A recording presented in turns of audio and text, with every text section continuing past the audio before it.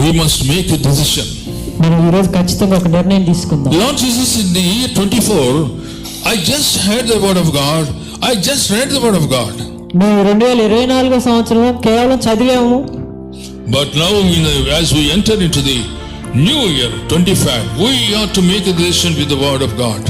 నూతన సంవత్సరంలో 2025 సంవత్సరంలో ప్రవేశిస్తున్న మనం కేవలం చదవటం కాదు, ధ్యానించే వ్యక్తులుగా నిర్ణయం తీసుకోవాలి. Lord Jesus, ప్రభువైన యేసు, I am going to be a student of the word of God.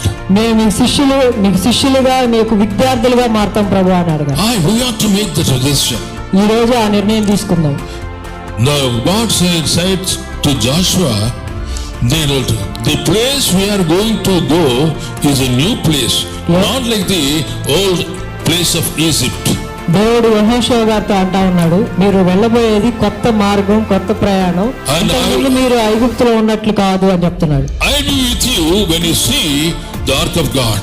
నేను మీతో ఉంటాను, మీరు ఎప్పుడైతే నా సన్నిధి మీతో వస్తుంది, ఎప్పుడైతే మీరు ఆ నిబంధన మందసాన్ని చూస్తా వెళ్తారు. Do we read the word of God? మీరు దేవుని వాక్యాన్ని చదువుతారా? In a systematic way. ఒక క్రమబద్ధంగా చదువుతారా? And we have to tell the people, to tell God, Lord, speak to me, because thy servant is listening. దేవునితో మాట్లాడాలి, దేవునితో చెప్పాలి. మనం ప్రభా మీరు సహాయం చేయండి, మీరు మాతో మాట్లాడండి వాక్యాన్ని చదువుతున్నప్పుడు అని.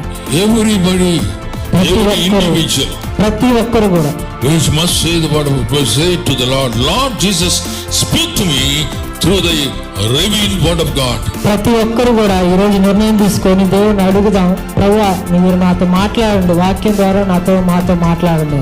Shall we kneel down? మోకరించుదాం. We will pray to God. దేవుని ప్రార్థన చేద్దాం.